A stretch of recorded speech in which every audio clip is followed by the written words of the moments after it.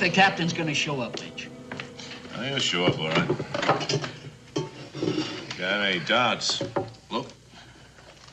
Captain!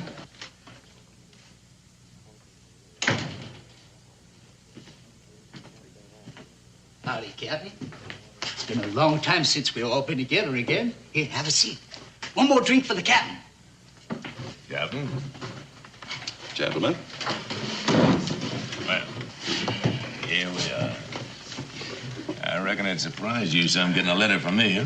It surprised me that you know how to write. Now, where's that field report that Major Hawley wrote concerning Colonel Cloud's death? That's right here, sir. Right here.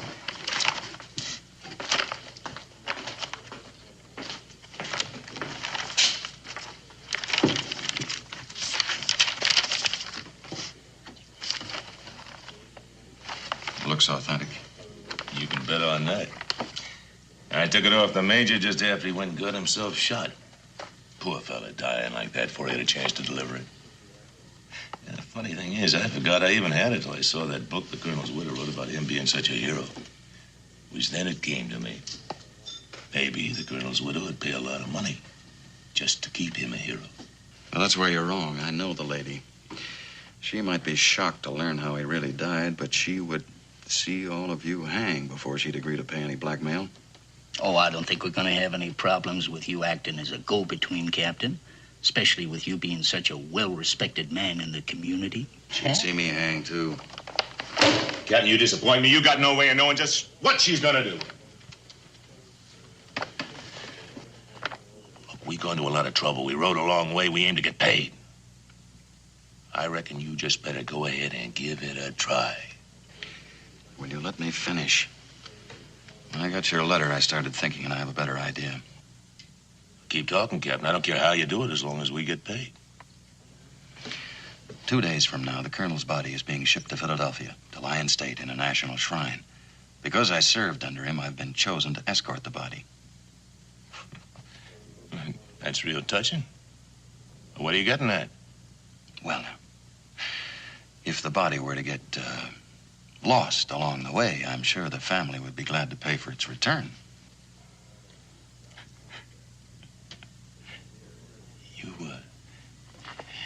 You ain't suggesting we kidnap a corpse? If it doesn't offend your sensibilities. Captain, that couldn't offend us. I think that's a real good joke on the colonel. Yeah. And we'd sure hate to see him rest in peace.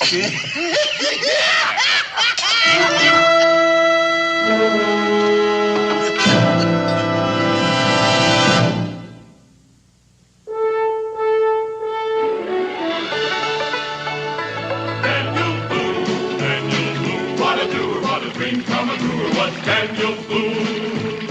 From a coonskin cap on the top of old Dan to the heel of his rawhide shoe, the rippin'est, roarin'est, fightin'est man the frontier ever knew. Daniel Boone was a man, yes, a big man, and he fought for America to make all Americans free. What a boon, what a doer, what a dream come truer was he.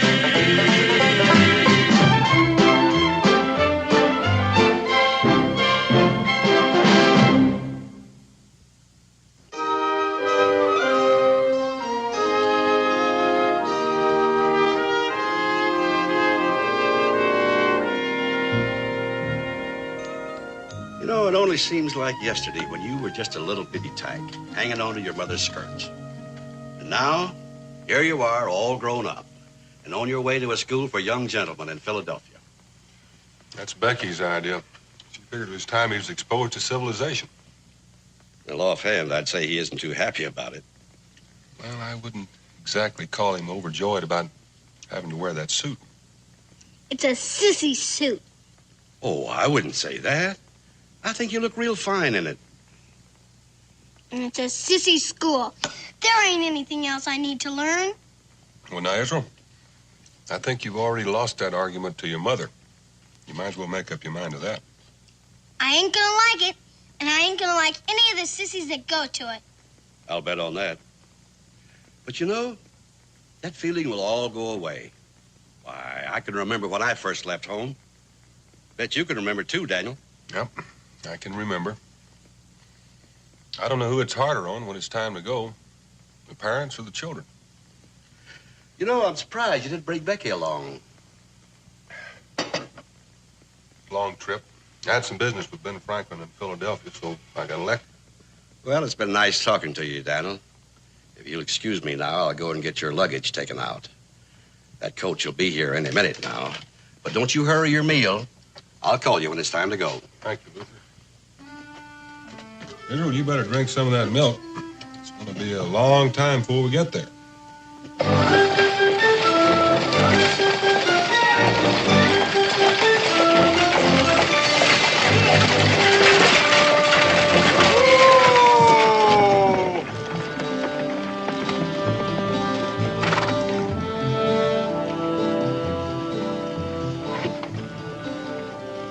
Looks like you've gone in the undertaking business, Gabe.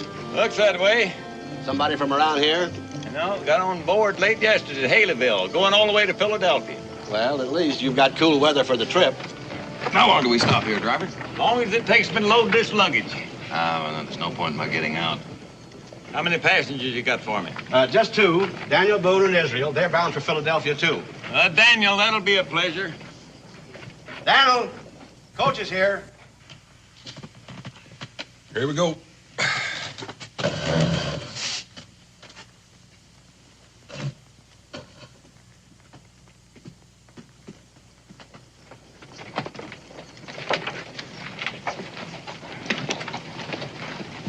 Good morning, young man. Since we're traveling together, let me introduce myself. I know that you're Mr. Boone. My name is Harris. Logan Harris. Glad to know you, Mr. Harris. This is my son, Israel. My pleasure, Israel. Glad to have your company. It's a dull trip traveling alone.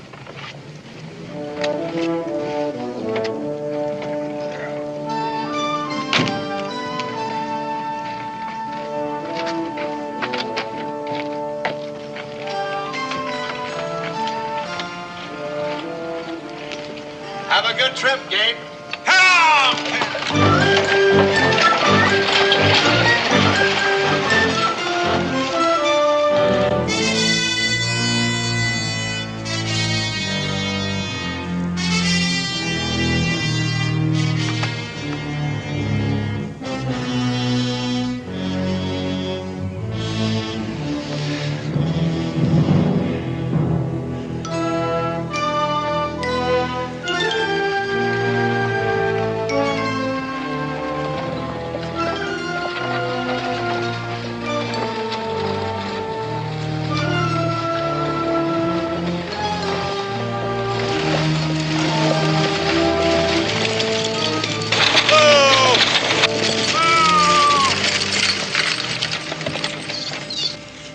Well, you sure are a welcome sight. I've been walking this lonely road all day, just hoping and waiting for somebody to come along. What happened? No cause for alarm, mister. My horse broke a leg last night and put me afoot. If you could tote me to the nearest settlement, I'd not only be obliged, I got money to pay. Sure would like to accommodate you, mister. But there ain't space inside for you in a saddle. No. We can't leave the man stranded here. We'll make room for him. Well, thank you, sir, but I wouldn't want to put you out. If it's all right, I'll ride on the boot with you. It's all right on me, mister. Toss your saddle up here and climb on. Thanks. I mean to get to Horton's Ferry before dark. This is mighty kind of you. Get up. Sure picked a lonely section to get set afoot. Wasn't me picked it. Your fate. I sure want to thank you for stopping. Most drivers wouldn't. Highwaymen been known to hold up coaches long here. Is that a fact? Yeah, in broad open daylight, too. Then I am fortunate you stopped. You're real fortunate you didn't try to hold me up. You might not know it, but I had a gun on you. Underneath my coat. Now, you may not know it, but I got a gun on you right now. And it ain't underneath my coat.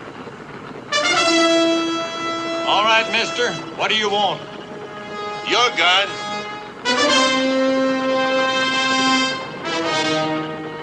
Thank you. There's an old road forking to the right. About half mile up ahead. That's where we turn off.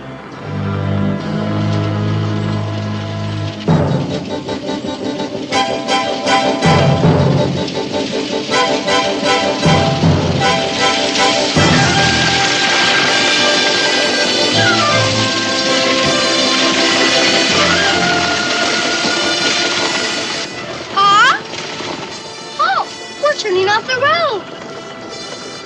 What does that Gabe think he's doing? He's following orders, Mr. Boone. And I would suggest that you do the same. I can hardly miss at this distance. It would be difficult. What is this, a holdup?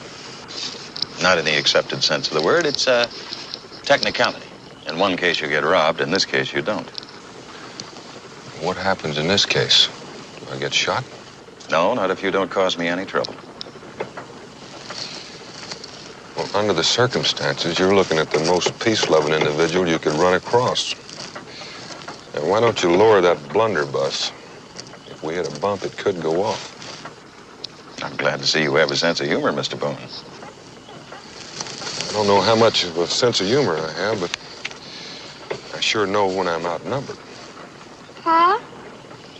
Have you been understanding what he's talking about? Well, not completely. But I do understand that gun. Why don't you just keep on looking out the window at the scenery and try to enjoy it?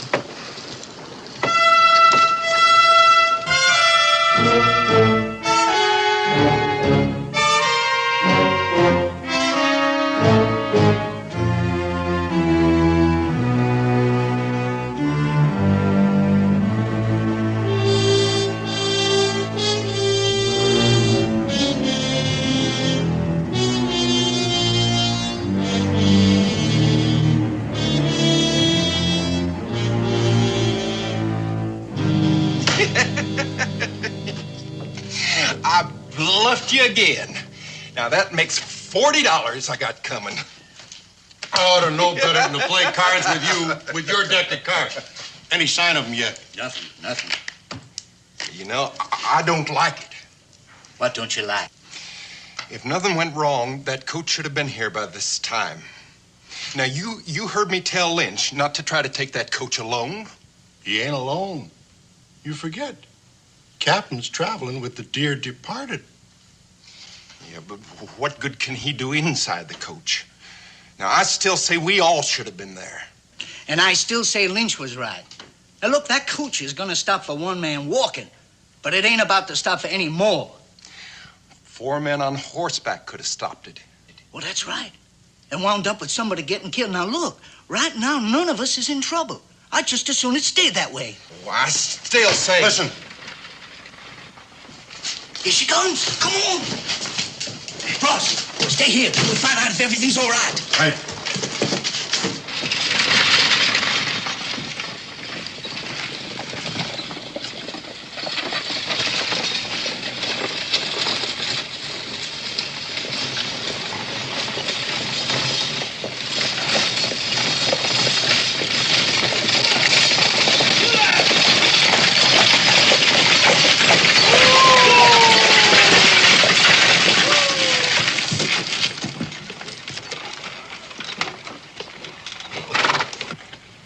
Driver, down from there.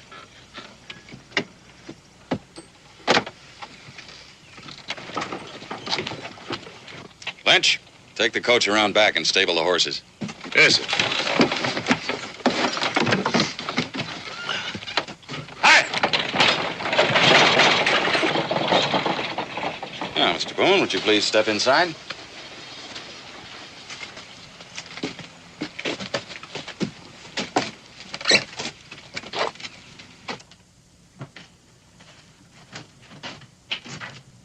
Glad you got here, Captain. We were going to get worried. Frost. Look like you're planning on staying here very long. Only until morning, if everything goes well. Captain, should we tie him up? Well, you might tie the driver. I don't think Mr. Boone would jeopardize the safety of his son. I wouldn't do anything to cause harm to that boy. That's right. Gabe's an old friend. He wouldn't do anything to put Israel in danger any more than I would. Very well, I'll take your word for it. Make yourselves comfortable, gentlemen. We won't be doing anything till it gets dark. Light a fire, Timbo. Yes, sir.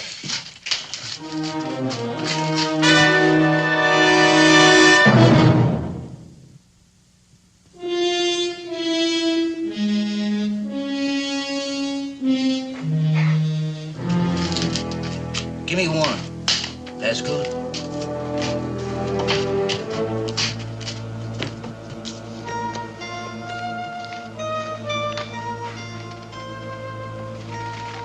know, Daniel, the more I think about it, the less sense it makes. Why'd they bother to hold up that stage? What are we waiting for? Do you have anything of value on this trip, Gabe? Nope. All that's carrying is your luggage and that corpse. Corpse? Maybe that was it. You mean you think they'd bother stealing the cadaver? It's been done. A man that'd sink that low wouldn't stop at committing.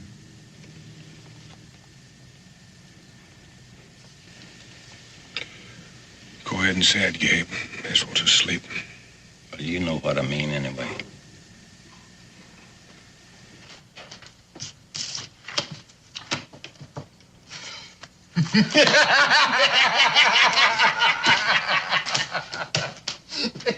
Come on, deal him again.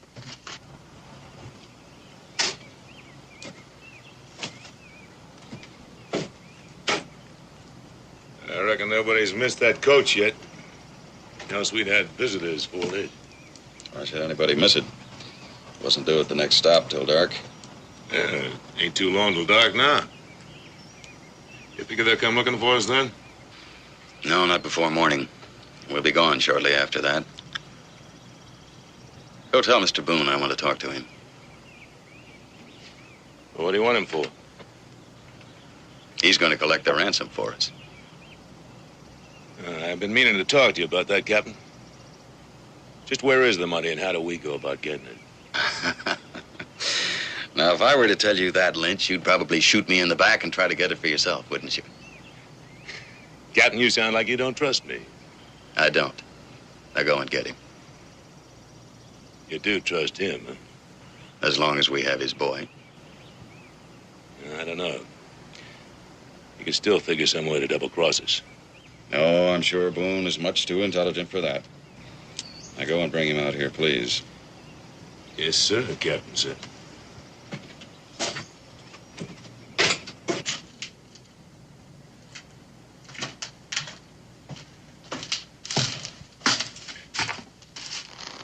Captain wants to talk to you. About anything in particular? Mr. Boone, why don't you ask him? He's right outside. Look after us if he wakes up, Gabe.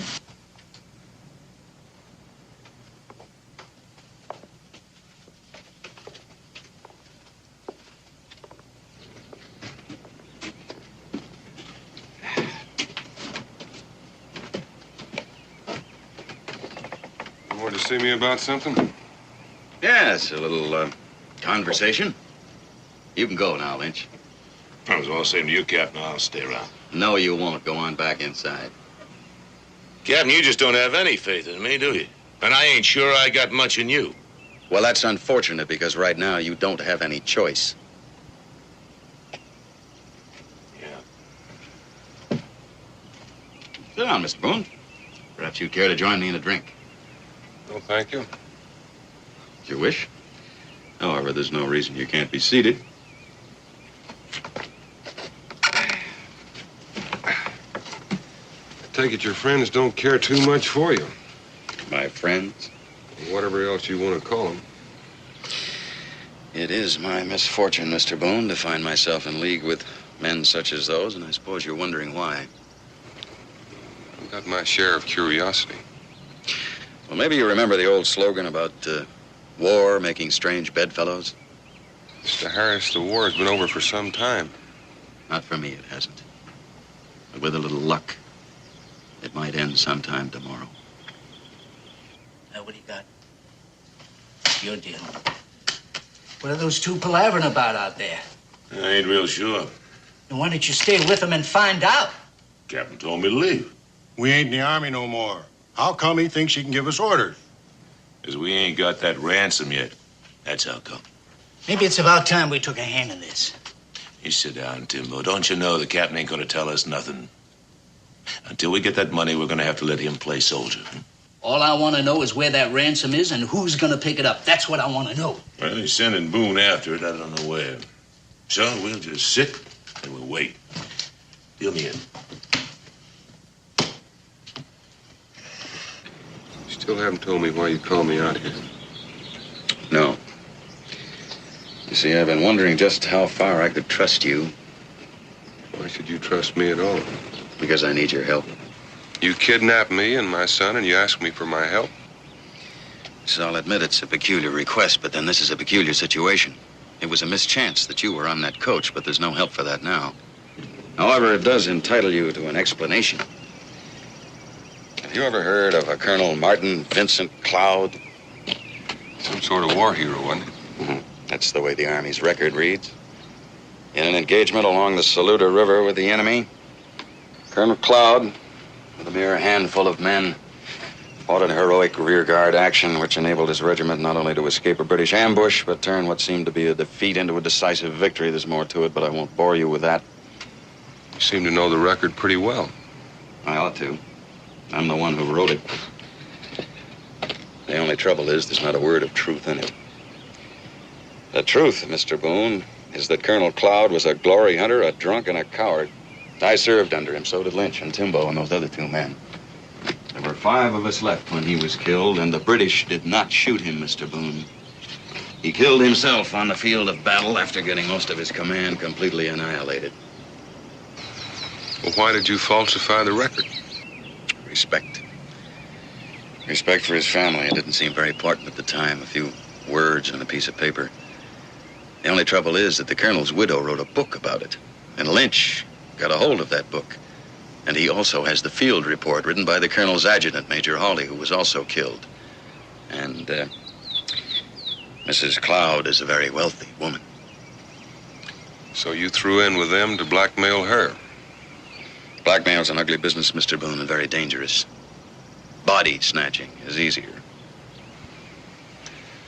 I'd already figured that out. How much are you asking for the body? $20,000. I reckon I don't have to tell you what I think of a man who'd rob a grave. No, I reckon you don't. But at least now you know why we're waiting. There is just one more thing. You're going to collect the ransom. Well, that's where you're wrong. I've done a lot of things in my time, but I've never sold a corpse, and I don't aim to start now. Well, unfortunately, you don't have any choice, and neither do I. I had planned to go after that money myself, but if I leave here now, I doubt very much whether you, your son, or your friend Gabe would be alive when I get back. Suppose I run your errand for you. What'll happen after I get back? I'll tell you very frankly that I don't know. It depends largely on you. Well, you know what you're asking me to do, don't you? You're asking me to stick my neck in a noose. Now, let me reassure you on that point. If you follow my directions, no harm will come to you. Until I get back. Until you get back. Or if you're followed or you try to bring help. Well, there's one thing I can say for you. Don't leave any doubt in a man's mind. Where do I go and what time do I leave? How fast can you get to Salem and back?